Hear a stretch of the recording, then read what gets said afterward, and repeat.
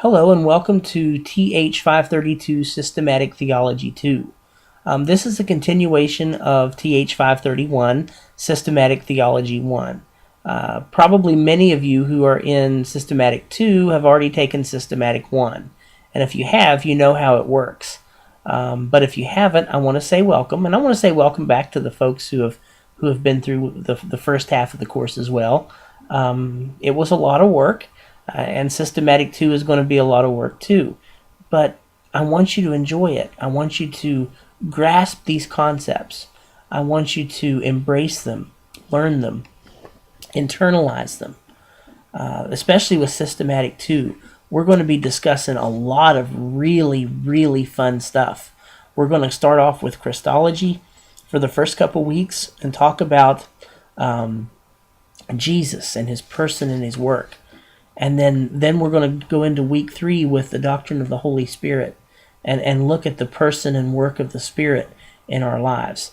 Then weeks 4 and 5 will be salvation and our union with Christ and all sorts of things like atonement and order of salvation and salvation terminology and the unsaved. And that will be a lot of fun. Then week 6 and the first half of week 7, we're going to look at the doctrine of the church. And what it means to be the church structure, church authority. And then week 7 and 8, we're going to talk about last things, eschatology, and the end times. So it's going to be a jam-packed 8 weeks.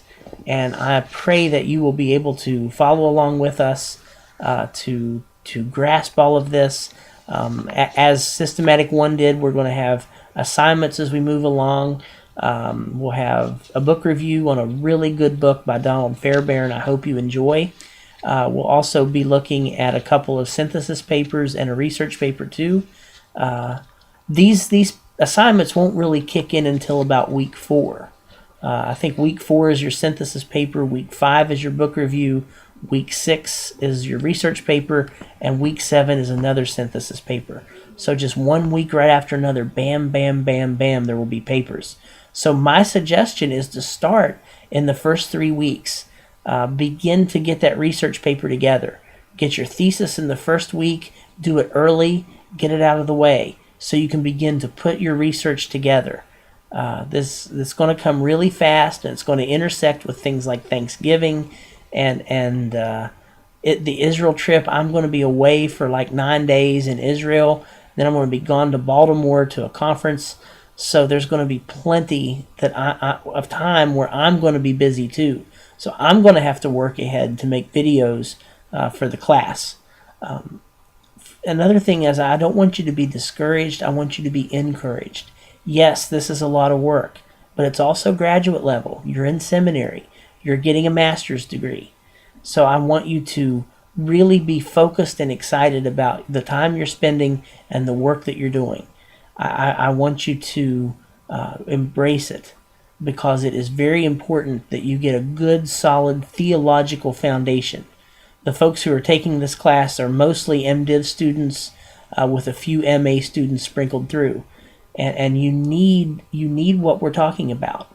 You need a good grasp of theology. If you're an MABS student, of course you need theology. But if you're an MAUCM student or an MDiv, you really need to have a good, solid theological grasp. And that's what these courses are designed to give you. So I pray that you will just buckle down. I know it's a lot of work, but I grade it. I assign it and I grade it because I want you to be good at what you do. I want you to have a deep understanding. I don't want to just pass you on in a class. I want you to really, really understand what you're doing so that you can stand shoulder to shoulder with any graduate from any other seminary in the country. I want you to be the best. I want you to work hard. I want you to study hard. And I want you to have something you can be proud of. So I just want to encourage you to work hard and do your best. Remember our graduate level writing expectations. I will return papers back to you if there are more than 6 errors. And I will need those papers back within a week. They need to be back to me, fixed and proofread in a week's time. I need them to be well written, well thought out, and I need them to be turned in on time. We do have time constraints in our work. I have time constraints in my work. I have to have things done on time. A week late won't do. So you lose 5 points a day for every day your assignment's late. You think that might be harsh, but it's not really. You know exactly when your assignments are due. And your first assignment isn't due for 4 weeks. So you have plenty of time to be working on it. But I will work with you. I will help you in any way I can. But I do expect your very, very best. I'm giving you my best, and I want to see your best. Because your best is something to be very proud of. And I want to help you get there. So having said that, welcome to the class. Please email me if you have any questions. My email is greenacreswv@aol.com. I'll spell that out. greenacreswv, as in Victor, at aol.com. Please email me if you have any questions at all concerning anything. And I will do my very best to answer your questions and get things back to you promptly as I can. So I really want to see you succeed, and I am here to help you. So please let me do so.